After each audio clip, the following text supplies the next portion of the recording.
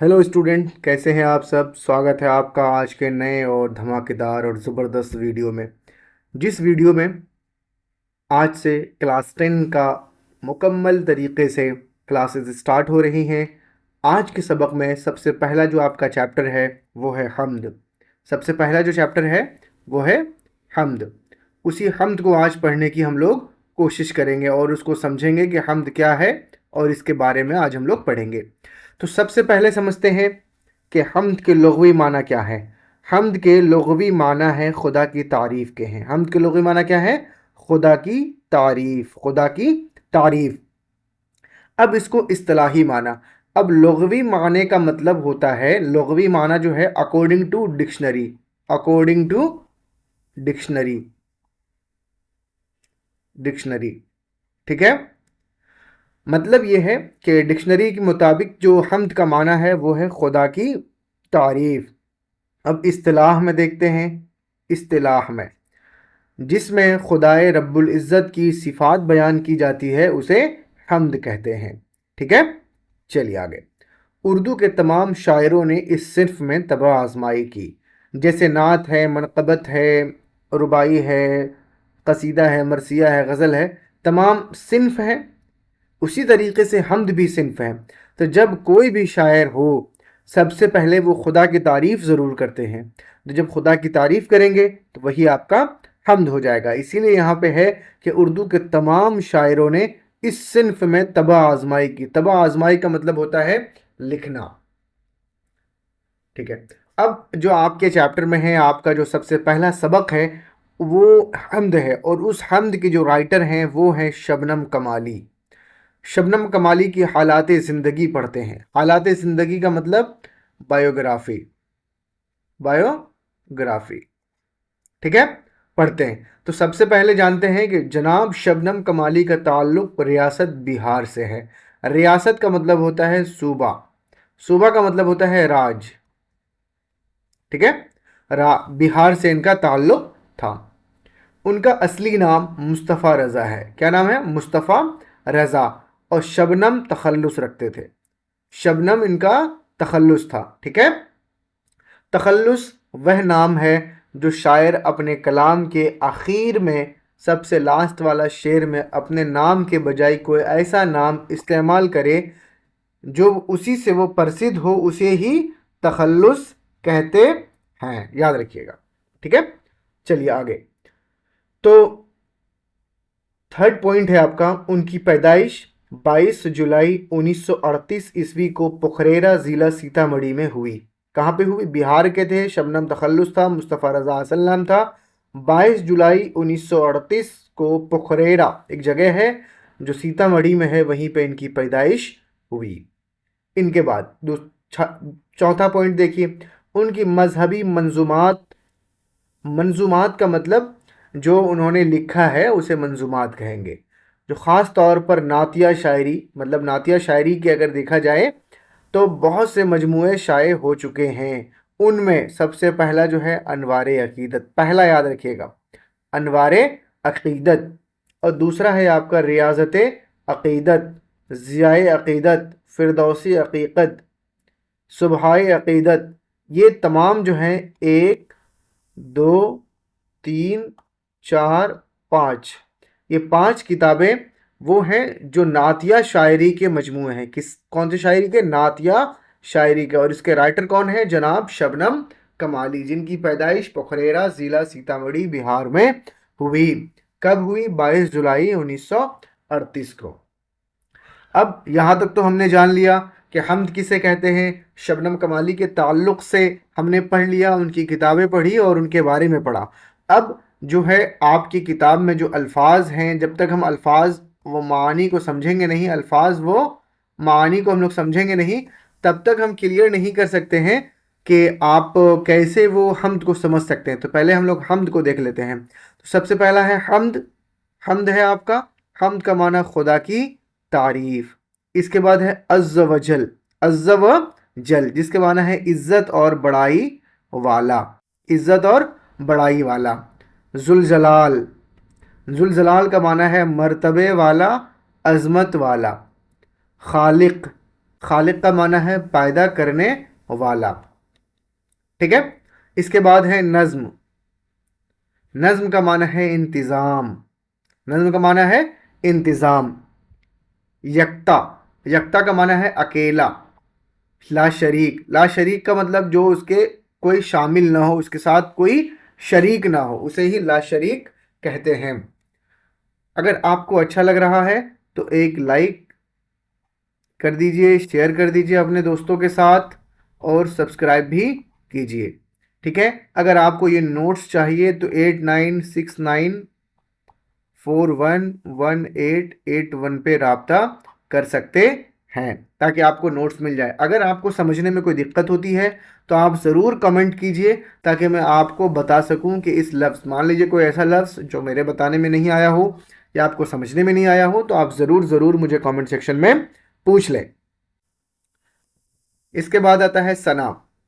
ثنا کا معنی ہوتا ہے تعریف. محال. محال کا مطلب ناممکن، جیسے ہوتا ہے نا امپاسبل. امپاسبل کو مزید اردو میں محال کہتے اور اسے ہی ناممکن بھی کہیں گے. حال و قال. حال و قال کیفیت. حال و قال کا مطلب کیفیت. ظلمت. ظلمت کا معنی ہوتا ہے اندھیرا. دہر. دہر کا معنی دنیا، زمانہ. عروج. عروج کا معنی ترقی. آج کل وہ اپنے عروج پر ہے، یعنی اپنے جو ترقی ہے اس کے آخری مرحلے طے کر رہا ہے، اسے ہی عروج بولیں گے، ٹھیک ہے. اس کے بعد آیا فکر. فکر کا معنی ہوتا ہے خیال، اس کی جمع ہے افکار. بے نوا. بے نوا کا مطلب ہوتا ہے خاموش، ٹھیک ہے. چلیے آگے. اب الفاظ و معانی دیکھ لیا، شبنم کمالی کے حالات دیکھ لیے، اور حمد کے بارے میں جان لیا. اب جو حمد ہے آپ کی کتاب میں اس کو سمجھتے ہیں. حمد خدائے عز و جل. عز و جل. اب پہلا مصرع ہے. دیکھیے اب مصرع کا مطلب سمجھیے. پہلے مصرع جو ہوتا ہے نا، مصرع اس کا معنی ہوتا ہے دروازہ. دروازہ، ٹھیک ہے. تو سب سے پہلا جو مصرع ہے، ایک مصرع اور یہ آپ کا ہو جائے گا دو مصرع. دونوں مصرے کو مل کے بنتا ہے شعر. دو مصرے مل کے کیا بنے گا؟ شعر. اور دو شعر مل کے بنے گا اشعار. یاد رکھیے گا، ٹھیک ہے. اشعار. تو پہلا مصرع کیا ہے؟ یہ مصرع اول. پہلا مصرع یعنی مصرع اول. خالق دو جہاں ہے تو عزت ذوالجلال، یکتا ہے تیری ذات پاک عالی و بے مثال. یکتا ہے تیری ذات پاک عالی و بے مثال. خالق دو جہاں. خالق کا مطلب ہوتا ہے پیدا کرنے والا، یعنی دونوں جہاں کو تو پیدا کرنے والا ہے، چاہے وہ ابھی والی زندگی ہو یا آج کے بعد مرنے والی زندگی ہو. تو عزت ذوالجلال کا مطلب ہوتا ہے مرتبے والا، عظمت والا، یعنی تو مرتبے والا ہے اور تو ہی دونوں جہاں کو پیدا کرنے والا ہے. یکتا ہے تیری ذات، یعنی تیری ذات جو ہے وہ اکیلا ہے، یعنی تیرے ساتھ کوئی اور شریک نہیں ہے. رب جو ہے وہ اکیلا ہے. پاک عالی و بے مثال. پاک بھی ہے یعنی ہر برائی سے آپ پاک ہیں، اور عالی کا مطلب بلند ہیں، سب سے اونچے ہیں، اور بے مثال ہے اور آپ کی کوئی مثال بھی نہیں ہے. تیرے ہی باب فیض سے. باب کا مطلب ہوتا ہے دروازہ. باب فیض، فیض کے دروازے سے، یعنی تیرے ہی باب فیض سے ملتا ہے دو جہاں کو رزق. یعنی دونوں جہاں کو جو رزق ملتا ہے، جو کھانے کی چیز ہے، آسمان ہے، مطلب کھانے کی چیز ہی رزق نہیں ہے، بلکہ دنیا کی ساری چیزیں جو اللہ نے دی ہے وہ رزق ہے، ٹھیک ہے. تو جو رزق ہے دونوں جہاں کو کس سے ملتا ہے؟ اسی کے باب فیض سے ملتا ہے. سب کی حیات و موت کا مولا تجھے خیال. اور موت اور حیات کی ذمہ داری بھی اللہ کے ہاتھ میں ہے. اگر لوگوں کو موت کے بارے میں بتایا جائے اور موت کے بارے میں اگر لوگوں کو معلوم ہو جائے کہ اس دن میری موت ہونے والی ہے، تو وہ اپنے آپ کو خدا ماننے سے کبھی انکار نہیں کرے. ایک ہی ایسی کسوٹی ہے جس میں رب نے ایسا پکڑا ہے کہ کوئی بھی انکار نہیں کر سکتا، چاہے وہ کسی بھی دھرم کا ماننے والا ہو. اس کو یقین ہے کہ ایک نہ ایک دن میری موت آنے والی. حیات اور موت کا جو ہے سب کی ذمہ داری رب کے ہاتھ میں ہے. قدرت خاص کا تیری عکس ہے بزم کائنات. قدرتی خاص یعنی جو آپ کی قدرت ہے نا، اس کا ایک چھوٹا سا حصہ ہے یہ پوری دنیا. یہ جو دنیا ہے اتنی بڑی قدرت ہے مولا کی، اس کا چھوٹا سا ایک ٹکڑا ہے، عکس ہے. عکس کا مطلب ہوتا ہے سایہ. ایک چھوٹا سا ٹکڑا ہے کائنات، یہ جو پوری دنیا ہے نا، اس قدرت کا خاص ٹکڑوں میں سے مان لیجئے. کونو مقام جلوہ گر تیرے ہی ایک جمال. کونو مقام مطلب کہ جو دنیا ہے اور معافی ہے، دنیا اور اس کے بعد والی دنیا دونوں میں ایک ہی ایک جمال ہے، وہ ہے تیرا ہی جلوہ. ایک ہی مطلب تیرا مولا کا ہی، اللہ کا ہی جلوہ، تیرا ہی ایک جمال ہے، یعنی اس کے علاوہ کوئی بھی خوبصورتی دنیا میں ہے نہیں تیری جلوہ کے علاوہ. قائم ہے تیرے حکم سے آج بھی نظم زندگی. یعنی مولا کے حکم سے، اللہ تبارک و تعالیٰ کے حکم سے ہی زندگی کا جو نظام ہے وہ چل رہا ہے. رب تبارک و تعالیٰ ہر چیز پر قادر ہے، ہر چیز پر قادر ہے. کیسے قادر ہے؟ اس لیے کہ اللہ تبارک و تعالیٰ نے حضرت آدم علیہ السلام کو بغیر ماں باپ کے پیدا کر کے یہ بھی بتایا کہ میں اس پر بھی قادر ہوں. حضرت مریم کو بغیر باپ کے پیدا کر کے بتایا میں اس پر بھی قادر ہوں. لیکن یہ دنیا کا نظام ہے کہ شادی ہوگی، آپس میں ملن ہوگا، اس کے بعد ایک اولاد کی شکل میں ایک بچہ دنیا میں جنم لے گا. تو وہ نظم ہے، ایک نظام ہے دنیا کا، یعنی اسی کے حکم سے، رب کے حکم سے ہی دنیا کا سارا نظام چلتا ہے. دنیا میں جتنا بھی انتظام ہے، سورج کا نکلنا، سورج کا ڈوبنا، چاند کا نکلنا، چاند کا ڈوبنا، وہ کائنات کی گردشیں، آسمان، زمین، ہوا وغیرہ جو کچھ بھی ہے وہ اسی کے نظام سے ہے، اسی کے حکم سے ہے. اگر اس کے حکم نہ پائے تو کوئی بھی چیز ذرہ بھی ہل نہیں سکتا. ٹھیک ہے، اسی لیے کہہ رہے ہیں قائم ہے تیرے حکم سے آج بھی نظم زندگی، تیرے سوا کہیں ملے تو یہ زندگی محال. اور تیرے سوا کچھ مل جائے تو وہ زندگی زندگی ہے ہی نہیں. آگے کا شعر دیکھتے ہیں. صاحب عقل. صاحب عقل کا مطلب ہوتا ہے عقل والا.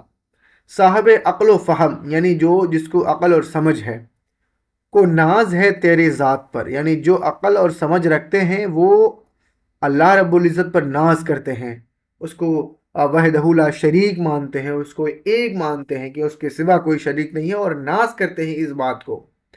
نام سے تیرے دو جہاں واقف ہیں، حال و قال ہیں. واقف، حال و قال ہیں. حال و قال کا مطلب کیا ہے؟ کیفیت. کیفیت مطلب حالت. کیفیت کا مطلب حالت. جیسے میں ابھی پڑھا رہا ہوں تو میں اس کیفیت میں ہوں کہ میں کھڑا ہوں، تو یہ میری حالت ہے، یہ میری کیفیت ہے. تو یہی کہنا چاہ رہے ہیں کہ صاحب عقل و فہم جو ہے ان کو ناز ہے تیری ذات پر، اور تیرے ہی نام سے دو جہاں واقف ہیں. یعنی جو کچھ بھی دنیا میں کیفیت ہے وہ سب تیرے ہی نام سے ہے. پتہ بھی ہل رہا ہے رب کے لیے، رب کی تسبیح پڑھتا ہوا، دنیا کی ساری چیزیں. اسی لیے کہہ رہے ہیں لاکھ برس اگر تیری حمد و ثنا تیری کریں. اگر مطلب لاکھ برس کوئی رب تبارک و تعالیٰ کی حمد و ثنا کرے، یعنی رب کی تعریف بیان کرے، ہو سکے حق ادا تیرا ممکن نہیں محال ہے. یعنی تیرا حق ادا ہو سکے یہ ممکن ہی نہیں ہے، یہ امپاسبل ہے کہ کوئی زندگی بھر لاکھ برس تیری تعریف کرے، تیری حمد بیان کرے اور تیرا حق ادا کر دے. یہ ممکن نہیں بلکہ محال ہے، یہ پاسبل ہی نہیں ہے، امپاسبل ہے. ظلمت دہر میں ہمیں نور سحر کی تلاش ہے. ظلمت دہر میں یعنی دہر کا مطلب دنیا، اندھیری دنیا میں ہمیں نور سحر. سحر کا مطلب ہوتا ہے صبح. صبح کا جو اجالا آپ دیکھے ہوں گے نا، وہ چبھنے والا اجالا نہیں ہوتا بلکہ ایک خوبصورت ہوتا ہے. نسیم سحر، نسیم سحر جیسے صبح کی ٹھنڈی ہوا.